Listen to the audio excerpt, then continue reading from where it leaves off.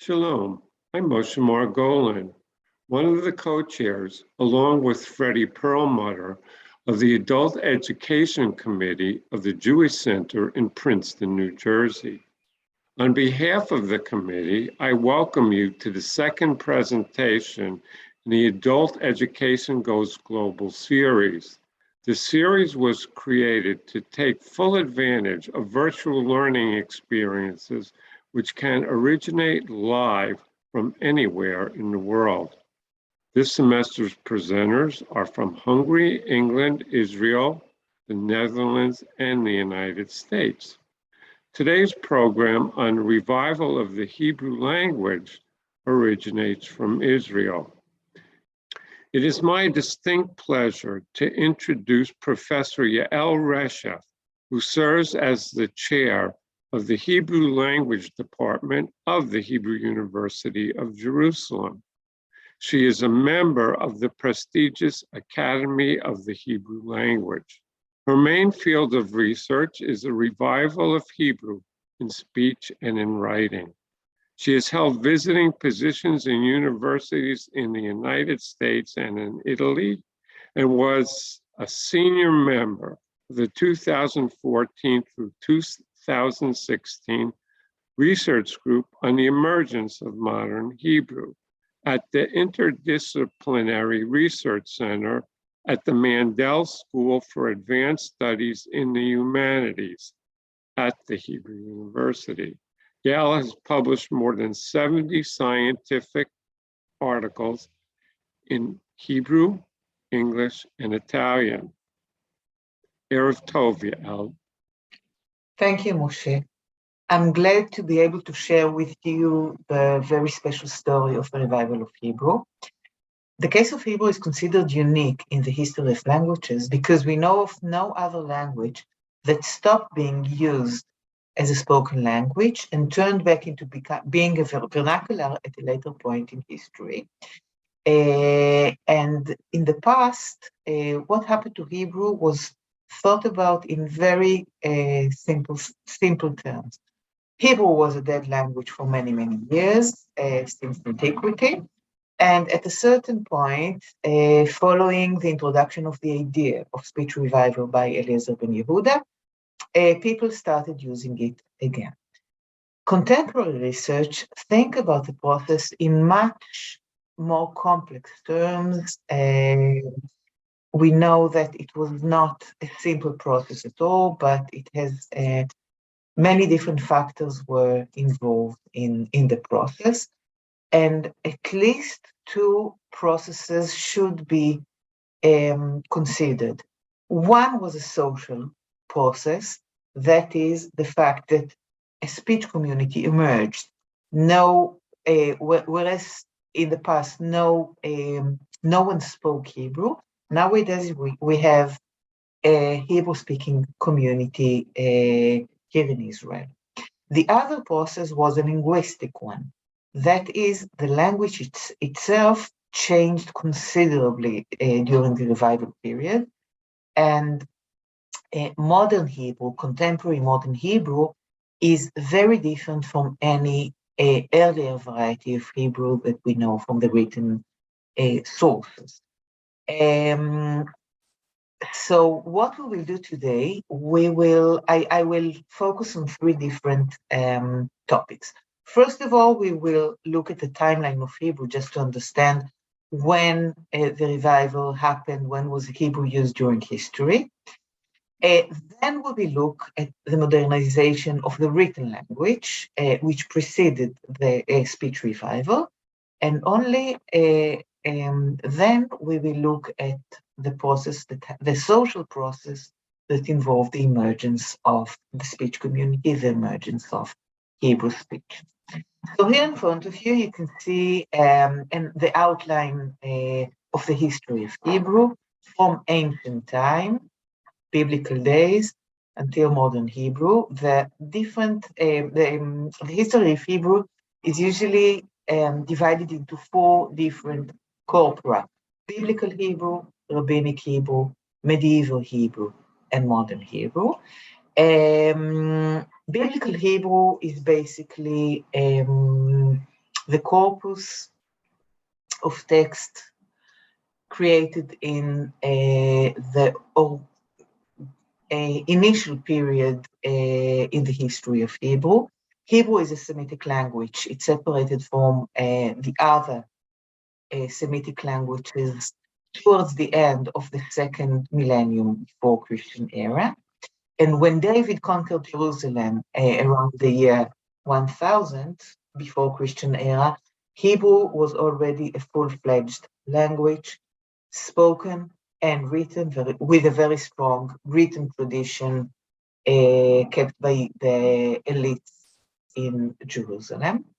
And it was used in this way, that is for writing and in speech and in writing, for more or less the next 400 years. Its deterioration as a spoken language started with the destruction of the first temple, when the elites, the Hebrew-speaking elite, was deported to Babylon and shifted to Aramaic. And due to the dominancy of the Aramaic language in Babylon and also in Palestine, it was the language of the conquerors, Hebrew speakers started to shift into Aramaic. They started abandoning their former language and shift back to Aramaic, and shift to Aramaic. And this you can see here in this period when Hebrew was still spoken but became less and less diffused among the population. And it stopped being used or altogether used as a spoken language around the year 200 Christian era, after the destruction of the second temple and the big revolt of the first and second centuries of the Christian era, the Great Revolt and the Bar Kokhba Revolt. Around the year 200, we have the last testimonies of some very small islands of Hebrew speakers, and after that, Hebrew probably stopped being spoken altogether.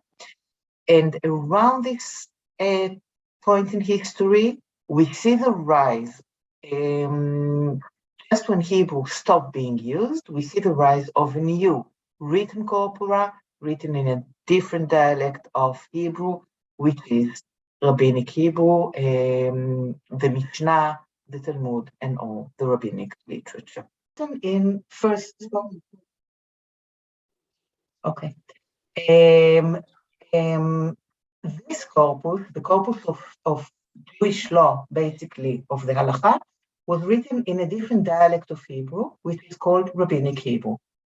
So it's an interesting thing that when Hebrew stopped being spoken, we see the rise of a new written style of Hebrew, which is called Rabbinic Hebrew. That Hebrew was no longer spoken, and from the year 200 until the process we will speak about today, basically for 17 centuries until the end of the 19th century, nobody spoke Hebrew as a mother tongue. And this is the dotted line you see here. During this very, very long period, Jews spoke other languages depending on where they lived, but they continued to use Hebrew for certain purposes. The language of prayer remained Hebrew, and the written language was Hebrew. Whenever Jews read or wrote, and there is a huge production of Hebrew text during the entire this period, Jews wrote in Hebrew. That was their cultural language, liturgical and cultural language. So they lived in a state of using at least two languages, one for daily speech and the other one for cultural and religious life. And during this very long period, the new styles were created in the written production during this interim period, and they have very different style, both from biblical Hebrew and rabbinic Hebrew, and we call it medieval Hebrew. It's a very hard to understand linguistic style, very complex. And then eventually, here, from this point onwards, this is the point of the revival. From this point onwards, Hebrew was retaken by the Jewish people, started to be a spoken language again. And here we see again the life of Hebrew as an ordinary language which is spoken and written by the same people, by a monolingual speech community. And what we will do today, we will speak about this period. The period that starts with the Haskalah, the Jewish Enlightenment. This is, we'll see it later, in the middle of the 18th century onwards, and the period of speech revival, which happened about a century later, from the last decades of the 19th century into the first decades of the 20th century. Okay, so far? Yes. Okay. Now, one word about the term revival. We will use this term. This is the term popularly used also in Israel. We say Tchiyat Ivrit, and everybody uses it. But scholars are not very happy with it because it's not a very accurate term. Since Hebrew was used throughout all that very long period in which it was not spoken, it was not forgotten by the Jews. It was never dead. It was always a very productive language. Texts were written, people knew it.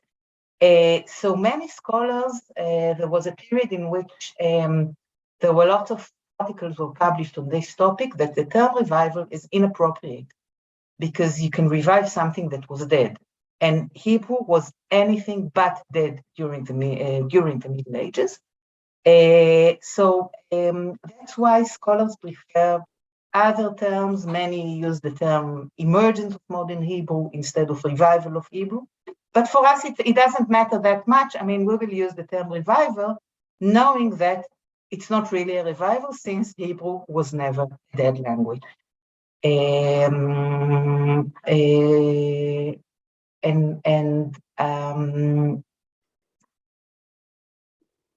now we can move on to the process itself. So the first thing to bear in mind is that what we call the revival was, as I said before, a very complex process, and it consisted of at least two different separate processes that happened in parallel, but were not necessarily connected to each other, and they happened in two different periods and in two geographic locations. One process. Wait, I lost my view. Wow, I can't see my own. You need to start your screen share again. Did I do something bad to it? Yes, green icon at the bottom of your screen. Yeah, but I can't find it. That's the problem. Here. Okay. Sorry about that. Okay, can you see me now? Yes, thank you. Okay. Wait, but I'm not in the right view. Sorry about that. A year and a half of Zoom, and I forgot how to use it properly. Sorry. So the process of revival actually happened in two geographic locations and in two different periods. First, we had, this is speech revival. Here below, you can see speech revival. And this started towards the end of the 19th century in Eretz Israel. But the process of speech revival was preceded by an extensive process of literary revival that happened, that was centered in Europe and started much, much earlier. As you can see on the slide, we start with the Haskalah, the Jewish Enlightenment, which started in the middle of the 18th century. And later on, we have a second phase of literary revival, which is called Tehiyah, in English, revival. And this happened in both of them were centered in Europe. And while speech revival occurred primarily, was centered in Eretz Israel at a later period, from the late decades of the 19th century onwards. And the two processes became one much later, only during the 1920s and 1930s, after the literary center moved over to Israel, to Eretz Israel at the time. The writers immigrated to Israel. The publishing houses immigrated to Israel due to all kinds of historical processes on the soil of Europe. Only then did these two processes unite to a single unified language which is spoken and written by the same group of people. So we are basically speaking about two different processes. Each of them was extremely important because the speech community probably could not have emerged without the big change that occurred in the language itself. But this happened in Europe, and this happened in Eretz Israel at a much later date. Any questions? I have one question. If you'd like to take this one, is from Edna Bryn Neumann. She writes, about 25 years ago, Uzi Ornan and his students composed a dictionary of lost words, meaning words in the time of the revival of the Hebrew and after in Hebrew that were to replace I think she means forgotten words from various languages. They are lost since people didn't use them. As a member of the Academy of Hebrew Language, can you explain more how the committee reaches a decision about what words are to be included in the Hebrew language and which are not, and why? Can you explain? But this is not part of the talk today. So let's put it off to the end. If we still have time, I'm happy to speak about this. Okay. Okay. Because if we'll take it here, it will shift us from our main topic, and I'm not sure we will have enough time to discuss the revival. Okay. Okay, the other question you have is there a relationship between the loss of Hebrew as a spoken language and the identity of Jews as Jews? Not at all. They continued to be Jews, and as I said before, they had a very strong connection to Hebrew because prayers were conducted in Hebrew, and all their cultural lives were conducted in Hebrew. So they remained Jews. They were just speaking in daily life. They spoke other languages, but they kept their Jewish identity, and they kept a very, very strong relationship with the Hebrew language. And this is why the scholars say, actually, it's not a revival because Hebrew never stopped being used by Jews. What may be connected a bit to Jewish identity is what happened in the period now on the slide, the Haskalah and the Tehiyah, which is the period of the modernization of the Jews that often was connected to the loss of faith and many times to assimilation. But this was an unintended outcome of the ideas of the people who led these two very important movements in written. So let's speak first about the literary revival, how the language changed. We have a period, as I said before, on the soil of Europe, from the middle of the 18th century onwards. We see huge changes in the style, the written style of Hebrew. The language itself, the way people used it, changed radically compared to the way people used it throughout in medieval times. So let's see first what those two movements are about. The first movement we will think about shortly is the Haskalah, the Jewish Enlightenment, which grew started in Berlin, in Germany, in the middle of the 18th century, and expanded eastwards towards Poland and Russia in the following decades. You can see below on the slides the three most famous writers of that period. Moshe Mendelssohn, who was the first, who is well known for translating the Bible into German in order to enable Jews to learn the language. Yael, Yehuda Leib Gordon, the second one, the greatest poet of the Haskalah, and Avraham Mapur, the greatest writer of the Haskalah, the first writer ever who wrote a novel in Hebrew, a love story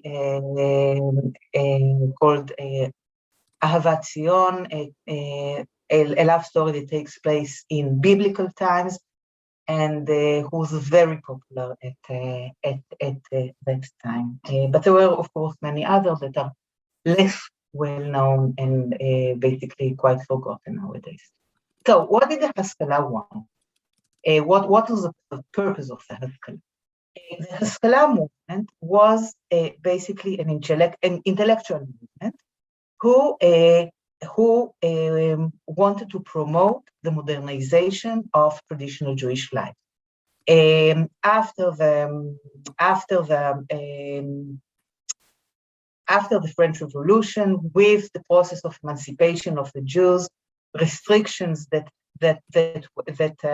limited that put limitations on their lives before were abolished in many countries, and the enlightened Jews, the Maskilim, they wanted to promote the modernization of traditional Jewish life, to convince the Jews to abandon their former ways of life and to integrate into the surrounding society, to learn the language of the place, to learn, to go to school, to learn not just Jewish education, but also other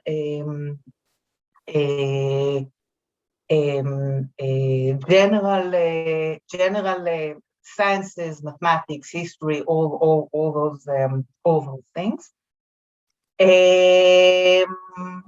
And what they did in order to promote this ideology was to publish in Hebrew, and they tried to create a cultural system in Hebrew that would enable Jews to live a full cultural life, not just religious life, while reading the Hebrew text.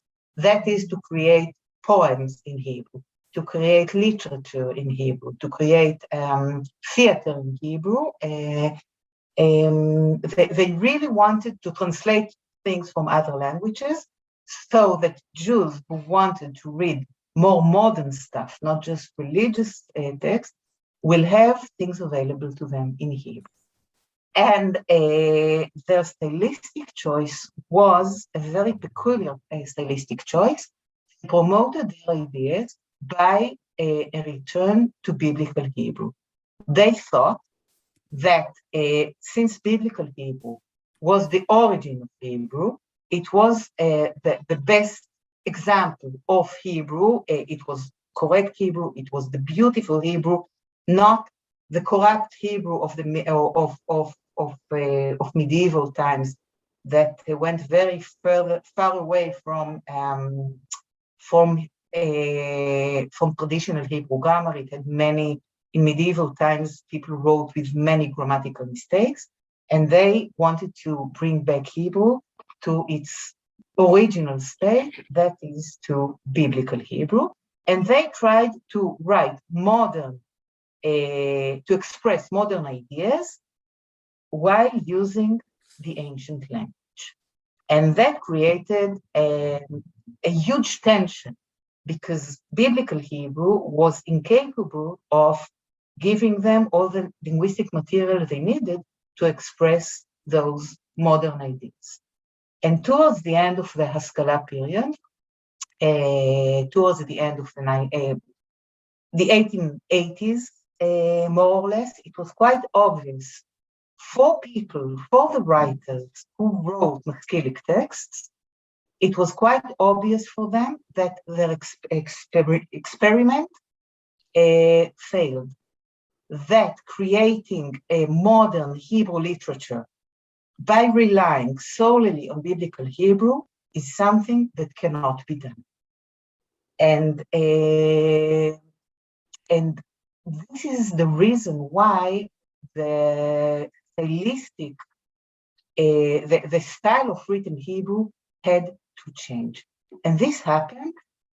The first sign for this was in 1886. This is the beginning of the Tchiyah, the revival period. And this is connected to, first of all, to Mendel Mocher Sfarim, the grandfather of Hebrew literature, he is sometimes nicknamed.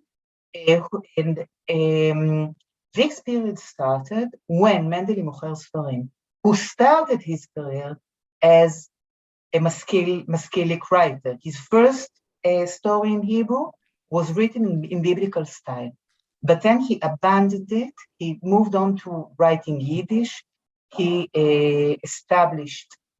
was the first who turned Yiddish from a spoken language into a literary language. He basically created a Yiddish literature. He was also the grandfather of modern Hebrew literature and the grandfather of Yiddish literature.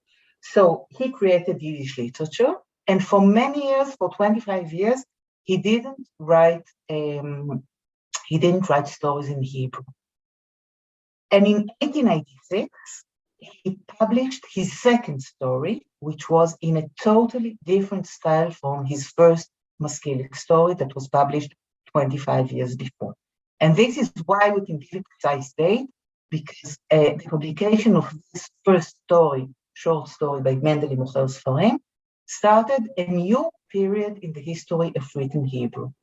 And soon, this new style he introduced was accepted so well that within a few years, almost nobody continued to write in the biblical style that all Hebrew literature, all writers tried to imitate before, and everybody shifted to the new linguistic style, which consisted of gave up what Mendel did. He gave up this the puristic idea of using only biblical Hebrew, and he reintroduced all elements from all the historical layers of Hebrew into Hebrew literature.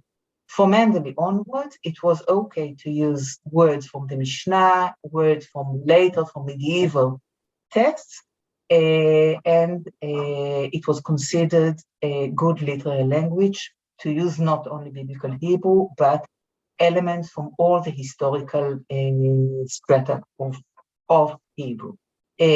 Lexicon and grammar, everything that was not ungrammatical was accepted into the literary language. So Mendel led the way for prose. The second picture I brought here is Chaim Nachman Bialik, who was the first to write poems not in the biblical style, but in the new blended style that combined elements from all the different periods of Hebrew. And the third big figure of the Tchiyah is Achad Ha'am, who changed the style of non-belletristic texts. Ahad Ha'am did not write stories, but he wrote philosophy and things like that. And he was considered the model of good writing, good academic writing, let's call it this way. So all the writers who wrote belletristic literature, stories, poems, novels, tried to imitate Mendele. Everybody who wrote poems tried to imitate Chaim Nachman Bialik, and all the rest tried to imitate Ahad Ha'am. So after the Techiyah, we have the language. There was a radical change in the language itself. Hebrew style, Hebrew written style changed completely. Okay? Any questions, or can I continue? Don't have any new questions. Okay, great. Okay, so what happens is the story of the revival basically starts in the 1880s, because in the 1880s there were three very big changes that contributed to the success or to the ability to transform him. I hear somebody.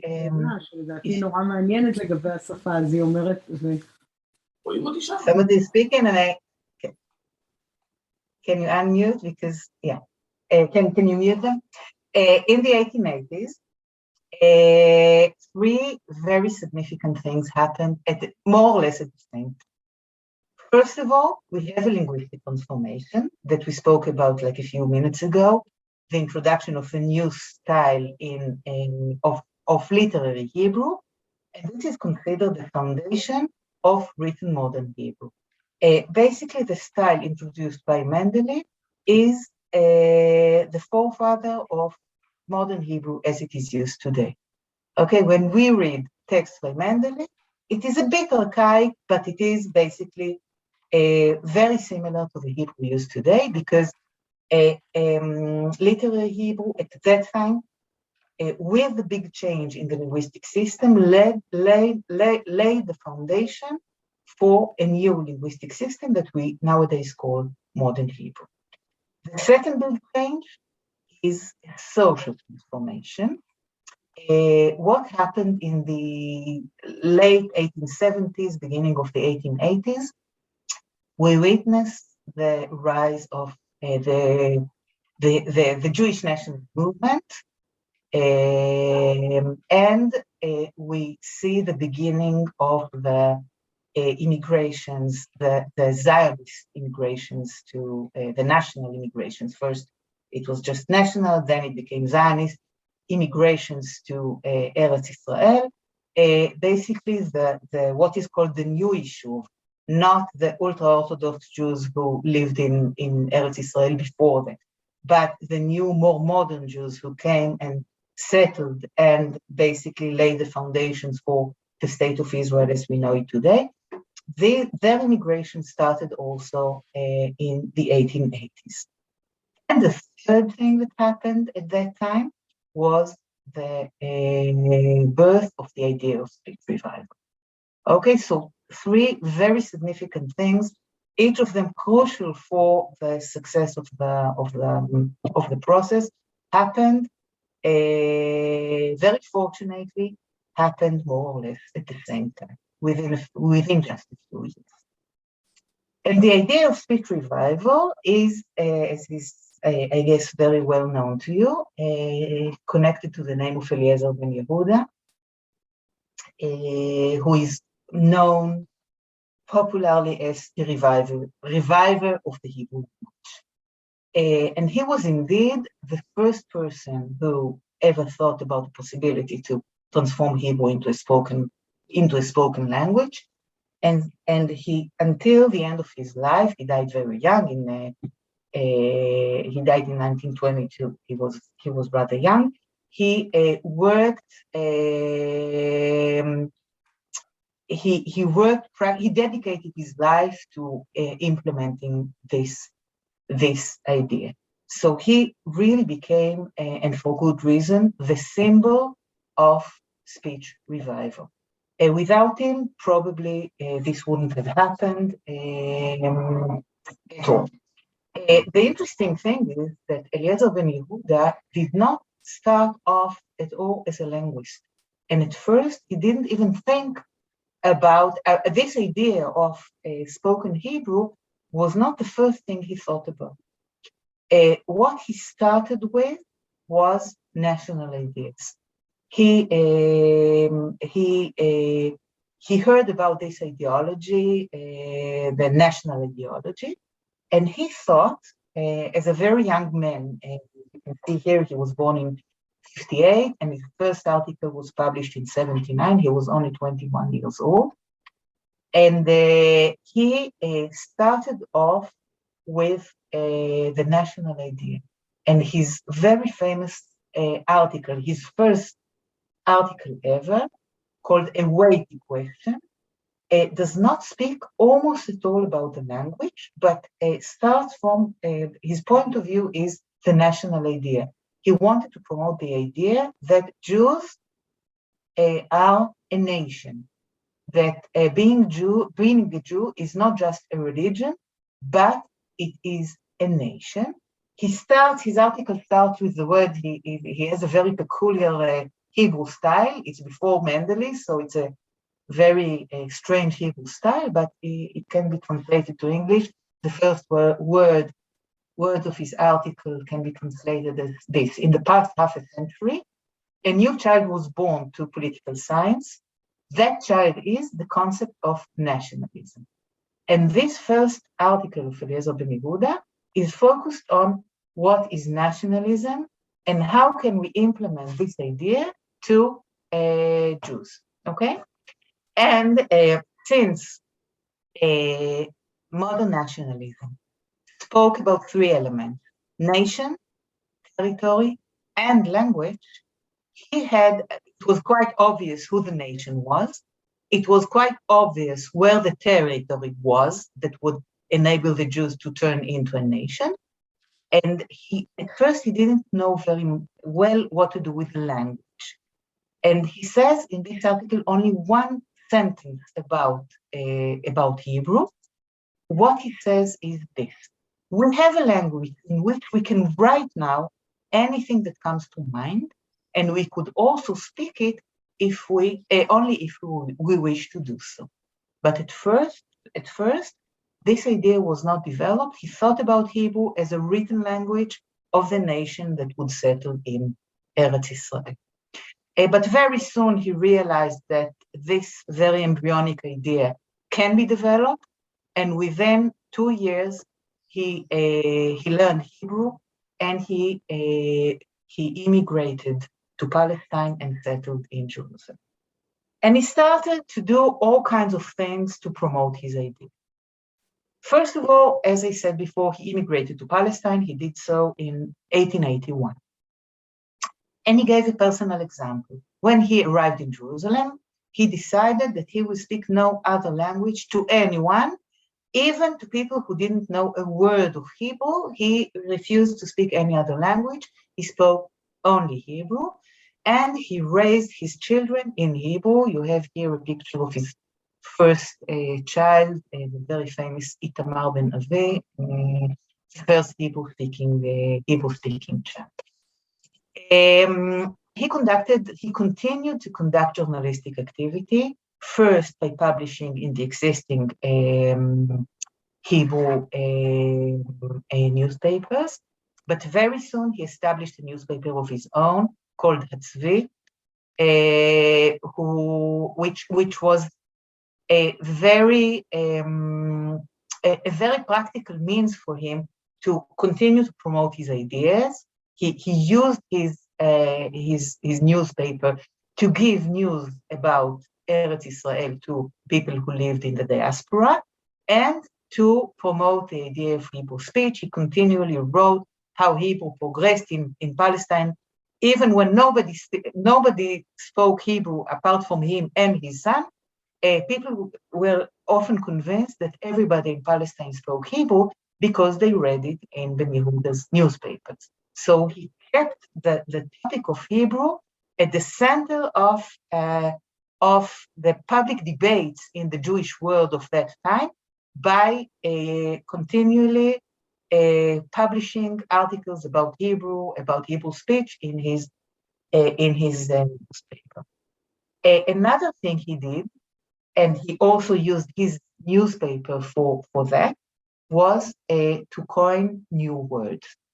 He was very prolific, very, he created many words. I just named a few. He coined hundreds of words. I just put a few in the English translation just to make you see how useful his words are. I mean, it would have been very hard to transform Hebrew into a spoken language without such everyday words such as sidewalk, ice cream, orchestra, newspaper, dictionary, pink, official, and many, many other words.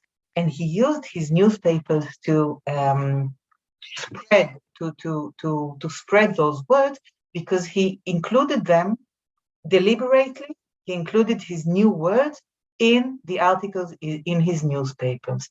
So the first time he used it, nobody understood. Sometimes he explained it in a footnote, but the second time, the third time, the 10th time he used them, it made him a very successful word coiner because he could disseminate his creations by using them in his newspaper.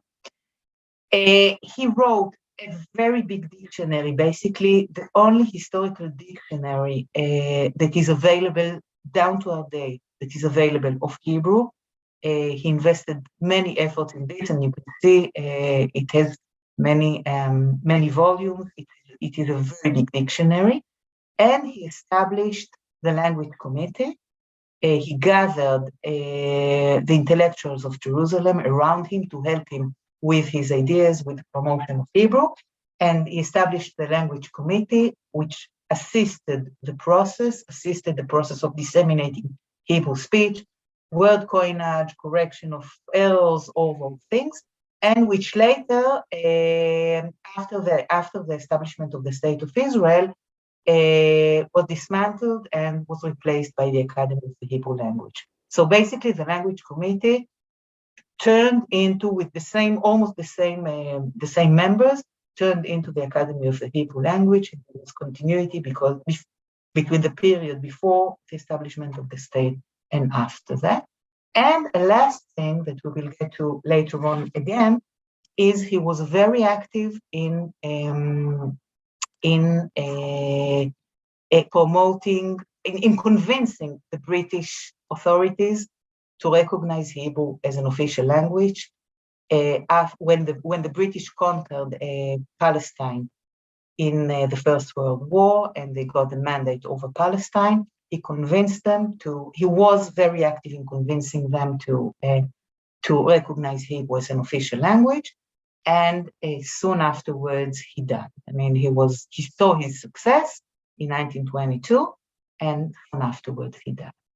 The thing is, he was a symbol, and he was extremely important in promoting the idea. But his direct contribution to creating Hebrew speech was, in the end, quite marginal. Because what happened, he settled in Jerusalem, which is here. And he thought that his example, his personal example, and his activity in Jerusalem will create a community of speakers around him, that he will be able to convince people to start speaking Hebrew. And this didn't happen in Jerusalem. Jerusalem was probably the last place in Eretz Israel in which Hebrew became a spoken language. And in the meantime, while he was active in Jerusalem trying to convince people to shift to Hebrew, Hebrew started to spread in other places, in the new Yishuv, in the agricultural settlements, in the new colonies, both you can see in the area that is called Yehuda, around Jaffa, between Jaffa and the Haifa, and in the Galilee. And here, while Ben Yehuda in Jerusalem did not manage to convince people to shift to Hebrew, here we see at the same time, we see cells, more and more Hebrew-speaking social cells rise. So how did that?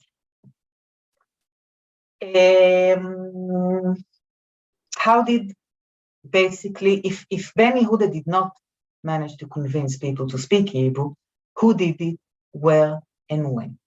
And we will speak about it now. I just want to see if there are any questions so far. Great, everything is clear? So we can go on. So, how did it happen? And this is basically, actually, it's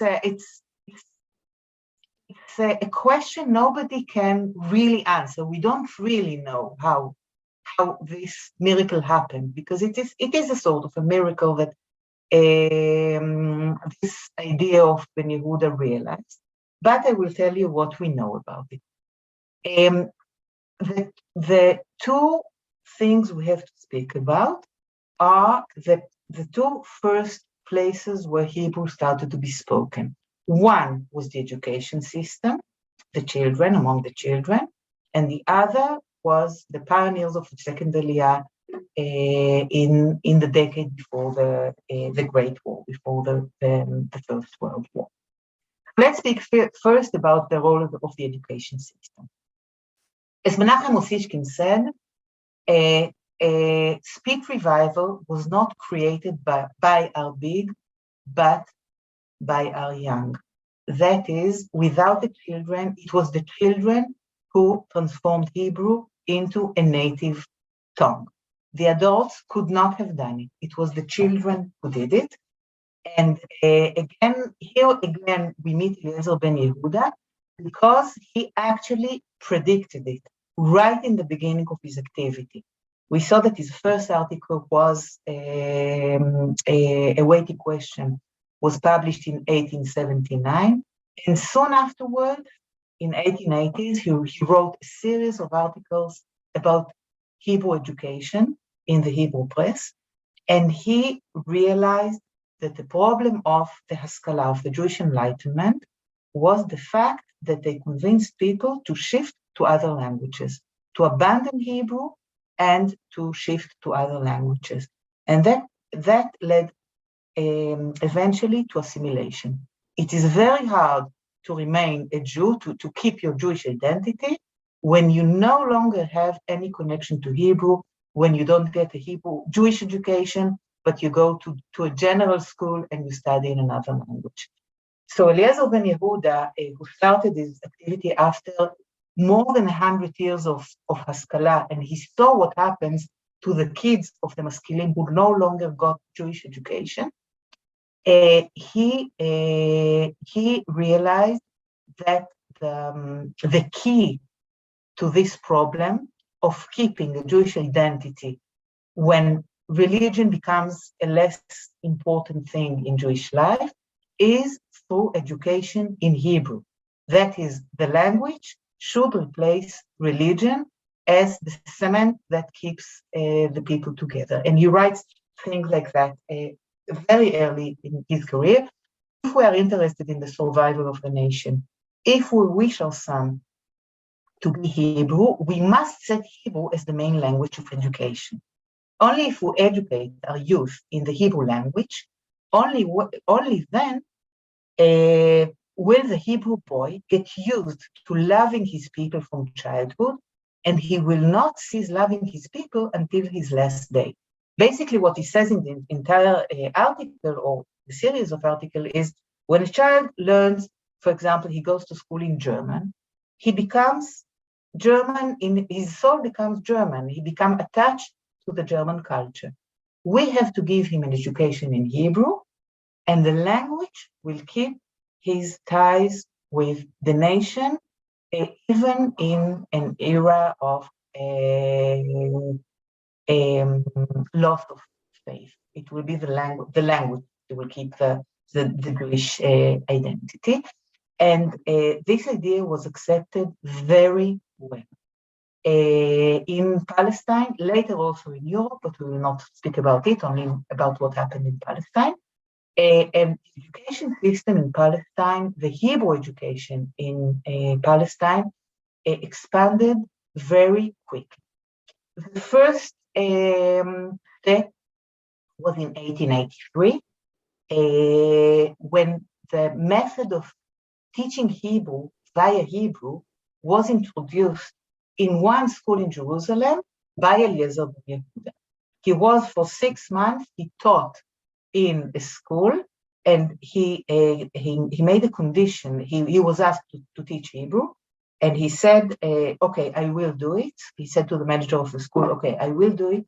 I will teach Hebrew, but on condition that you let me do it in my own way. And his way was what was called the natural method, or Hebrew via Hebrew, going into class and teaching Hebrew without using any other language, starting from Shalom and going on only in Hebrew, not exposing the children to other languages. He only did it for 6 months, but some young people saw him teach and were very much affected by what they saw, adopted his ideas, and they became the first Hebrew teachers. And they started opening Hebrew schools in Eretz Israel. The first was established in Rishon LeZion in 1886, and you can see it was a very modest thing, a small building, just one class, one teacher, one class, all the kids learning together. At first, it was only for 4 years, elementary education, elementary school of 4 years, but it changed soon. At first, they realized that when the children arrive at school at the age of 6, it is too late, because what they had to do, they didn't know Hebrew. So if they went to school, to Hebrew education, only at the age of 6, first of all, it is quite late for a child to learn a language properly at this age. And second of all, they had to first learn the language, and only then they could learn school material. And of course, the level of studies could not be very high if you don't know the language. So what they did in 1898, they started opening kindergartens. And the idea was that they will start at the age of 3, teach the children first the language, and at the age in which they can absorb the language very well. And then when they will reach school, at school age, they will be able to learn the school material in Hebrew, okay? So this was the beginning. In 1898, also in Rishon LeZion, the first Hebrew kindergarten, and soon afterwards, kindergartens started to be established in other places. So it was a very popular thing to send the children to Hebrew kindergarten. Not many years later, they were already ready to start a high school. And in 1906, as you can see, not that many years after the first attempt to teach the kids Hebrew, the first Hebrew high school was established in Tel Aviv, the very famous Gymnasia Herzliya. And again, not many years afterwards, they already started to promote higher education. In 1913, the building on the left-hand side, the building of the Technion, the old Technion in Haifa, was ready to open its gates. It didn't happen because there were many problems, language problems and finance problems. There was a big war around it, and then the First World War erupted, so they couldn't really open it in 1913. But they were ready to do so. In the end, it happened it opened in 1925, together with the Hebrew University on Mount Scopus, which is the building on the right. So you can see that very quickly the Hebrew education system from the very first steps turned into a full-fledged system with which can educate kids, in which a child can start his education or her education at the age of 3 when they first leave home, and graduate, get even an academic degree in Hebrew. It was a very quick process. We can see also the numbers. You can see here how quickly it grew. In 1895, there was a total of only 13 Hebrew teachers in the entire territory. In all Eretz Israel, in the Galilee, and in Yehuda, there were only 13 Hebrew teachers.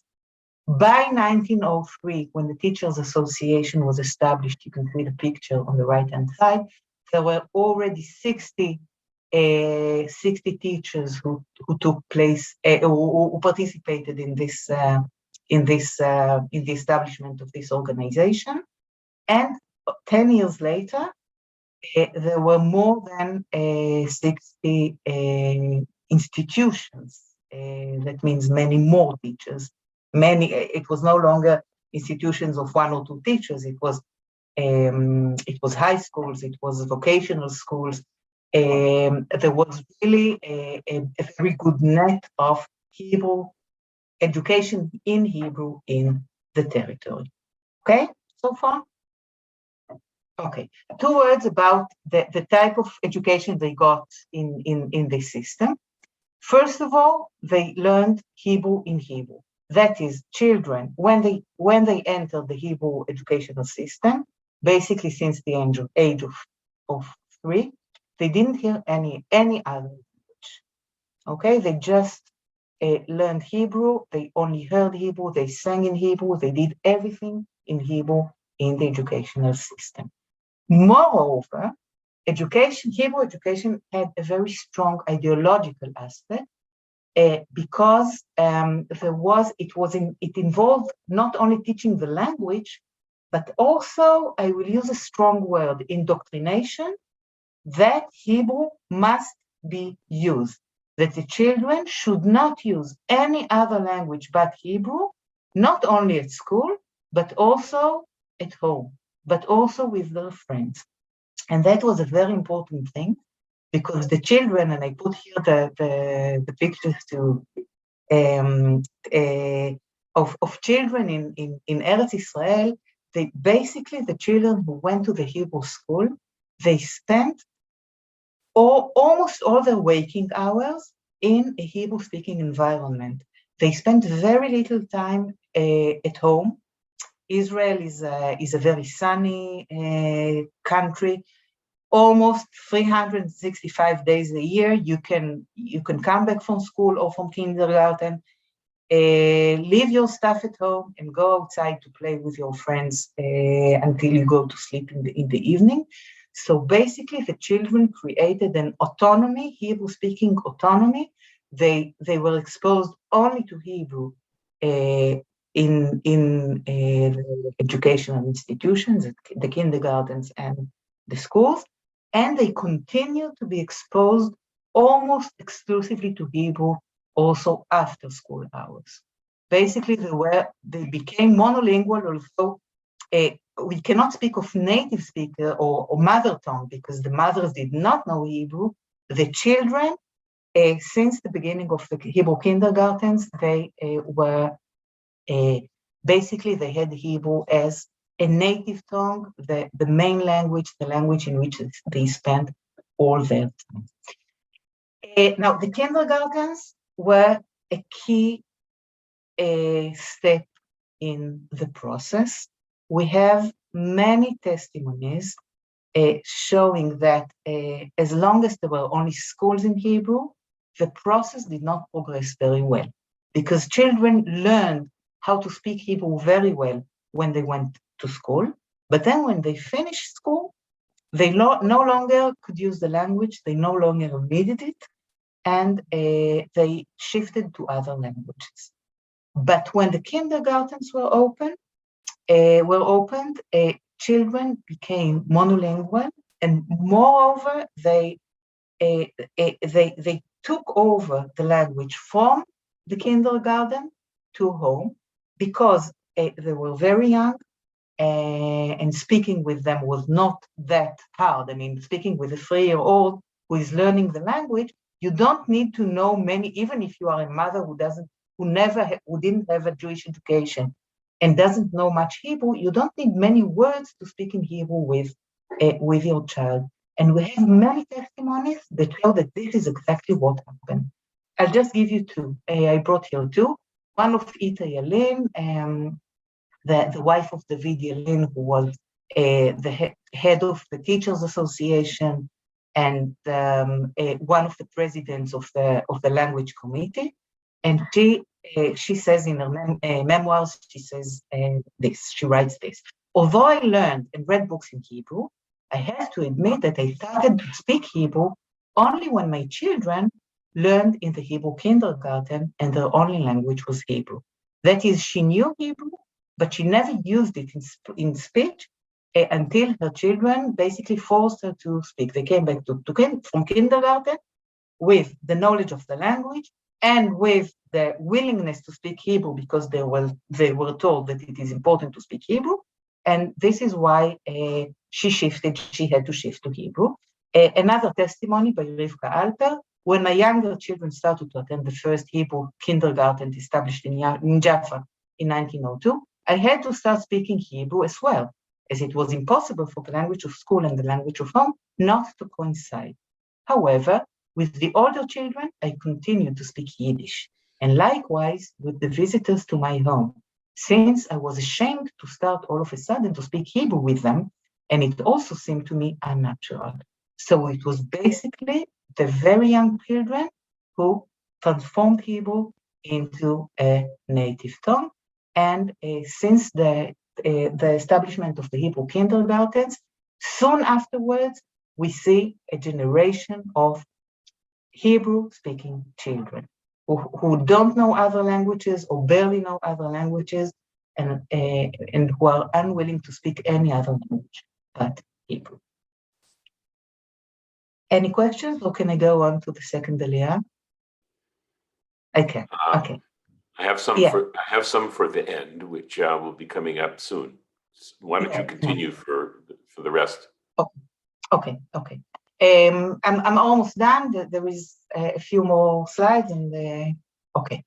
The second Aliyah was also an very important period in the spread of Hebrew, the consolidation of Hebrew. Young immigrants, ideologists. It was the period of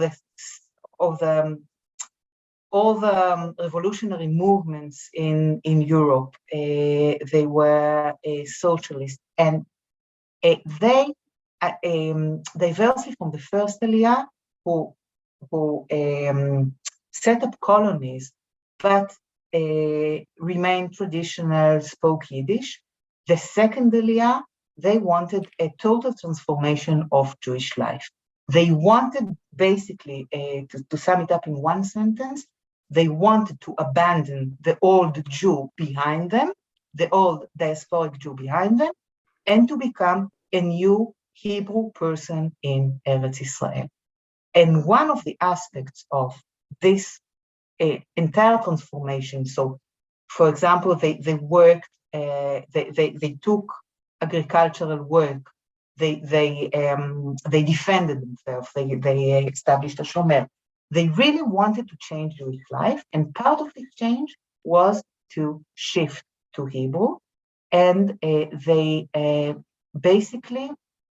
knew Hebrew from Europe, and when they came to Israel, many of them decided to speak only Hebrew with one another, and they established the first adult Hebrew-speaking social cells. So we do have, in this period, we already have Hebrew-speaking children, and we start hearing, we start having adults speaking Hebrew with each other out of ideological reasons. We have the first Hebrew city. Tel Aviv is established in this period, and Tel Aviv was, to start with, she was a Hebrew city. Street names were in Hebrew. Correspondence was in Hebrew. Names of shops were in Hebrew. They never had to shift to Hebrew because the whole idea was to establish a Hebrew city. And since Tel Aviv was established, the language had a center. It was no longer only small agricultural settlements, but there was a city, a Hebrew-speaking city, from which Hebrew could spread to other places. This I will skip. And we see the results of this process in the first census of the Jewish population, which was conducted towards the end of the war. The number of citizens, Jewish citizens in the territory was around 85,000. And when they were asked about their language, 40% declared Hebrew to be their main language. And this census was conducted among the old Yishuv, the religious who opposed the use of Hebrew as a spoken language, and among the new Yishuv, those who were in favor of Hebrew.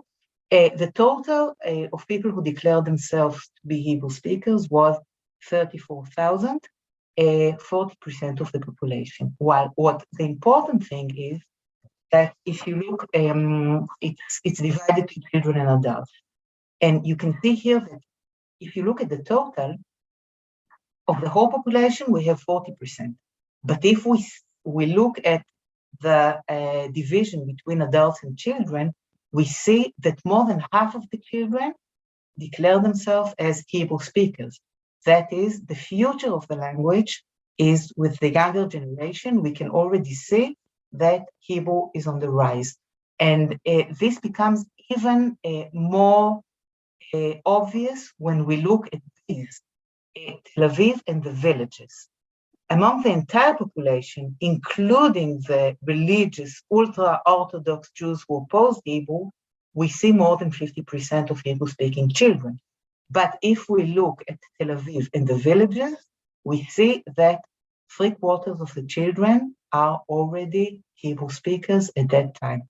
That is the huge success of the process. And now we get to the end, the recognition of Hebrew. This new reality got official recognition with the end of the First World War and the transition from Ottoman rule to the British rule. The British Army conquered Palestine.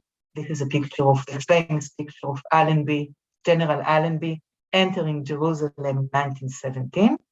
And when he entered Jerusalem, he issued an announcement in the languages of the local population to explain to them what to do now that the British conquered Jerusalem. And you have the picture of this announcement on the right-hand side. You can see that it's written in several languages, the languages of the population, and Hebrew is the first. So the British, when they conquered the territory, they already knew that Hebrew was a language that they have to, if they want to reach the Jewish population of Palestine, they must use Hebrew. And the official recognition was given in the mandate for Palestine when England was given the mandate for Palestine in 1922. Article 22 of the mandate, whatever it's called, states English, Arabic, and Hebrew shall be the official languages of Palestine. Any statement or inscription in Arabic on stamps or money in Palestine shall be repeated in Hebrew, and any statement or inscription in Hebrew shall be repeated in Arabic. And this was extremely important for the stabilization of the language, for the further expansion of the use of Hebrew. During the Mandate period, we see that Hebrew becomes very quickly from the Hebrew speech becomes from an ideological thing, something you do not because it's easy for you, but because you're convinced that this is the right thing to do if you wish to create a Jewish state or a Jewish entity in Palestine. And during the Mandate period, very quickly, Hebrew became from ideology to necessity. If you immigrated to Palestine, you wanted to conduct a full life as a Jew in Palestine, you just had to know Hebrew for social reasons, for work, for cultural reasons. It was a necessity. A life of Jews in Palestine were conducted more and more in Hebrew. They were autonomous. They had Hebrew as an official language. And during the Mandate period, there was no longer a question, after a few years, there was no longer a question of which language is spoken. Will the process succeed? It was already a fact that Hebrew is the language of the Jewish population of Eretz Israel, of Palestine. Thank you. Good timing, Yael. Thank you too. Yeah. There are a few questions that you haven't touched upon or you've gotten close to. I'm going to take them from most recent back to earlier in your talk. One question was, what was the experience of Jews who were native to Palestine who were living there prior to the Yeshuvim? It depends. Basically, at first, the Hebrew education, when it was first introduced, the Ashkenazim opposed it. But the Sfaradim were more open to it, and they sent their kids to the first Hebrew schools in Jerusalem, for example, were populated mostly by Sephardic children. Okay, let me go to the next one. Was the fact that Hebrew was common to European, Middle Eastern, North African, Persian, and etc. Jews a factor in them seeing the value of using this, that is modern Hebrew, as the language of Eretz Israel? Sure, this is why I didn't have time to speak about, it's an interesting question, how come this crazy idea succeeded? Because it's not self-evident that a group of people would decide to speak a new language. And one of the reasons for the success of the process was the fact that Hebrew was, it wasn't obvious to speak Hebrew, but there was no other language that paralleled it, because Hebrew was known, it was a unifying force. It was known to some extent to all Jews of all the Edot, or all the different ethnic origins. And in Eretz Israel, at that time, there was no other language. It was not like in the United States, there is English is a dominant language. But if we look at Eretz Israel in the beginning of the 20th century, there was no other dominant language. There was no, Hebrew had no proper enemies, because there was no other language, no other dominant language in the territory, and Hebrew was a unifying force for all Jews. So yes. Okay. Can you comment on the contemporary regendered Tanakh project Torah undertaken by Yael Kanark and Tamar Biala? Are you familiar with those? No, I'm not, so I can't comment, sorry. Sherry, I don't know if you wanted to explain that a little bit more, if you'd unmute yourself. Not really. It's happening probably in different areas, but this is a case of Tanakh being rewritten. Tamar Biala I think, has been a member of the the faculty, well, just comment in general on the issue of gender in Hebrew and current attempts to address that. Thanks, Right. Sherry. There are a few attempts. I heard of another version of let's say simplified or modernized version of the Tanakh. It's a very controversial thing to take the Tanakh and to change its language. It's not something that everybody could agree on, and so not knowing this specific project, what I can say is that it's something that it's worth considering. It's worth considering. There are ups and downs, and it's not there's not a simple answer to that. Okay, last one I think that we'll have time for just a minute or two. Did Hebrew evolve out of Aramaic? I thought your first slide showed it was the other way around. No. It's two different Semitic languages. It's two different branches of the Semitic languages. Hebrew is one of the Canaanite languages, together with other less known languages. And Aramaic is one Semitic language. Hebrew is a different branch of the Semitic languages. Arabic is a third type of a Semitic language. And it's not that Hebrew evolved into Aramaic. Hebrew was replaced by Aramaic due to historical circumstances. When Aramaic became the dominant language of the Middle East at a certain point, at the period we spoke about, in the middle of the first millennium before Christian era, many Jews shifted to Aramaic.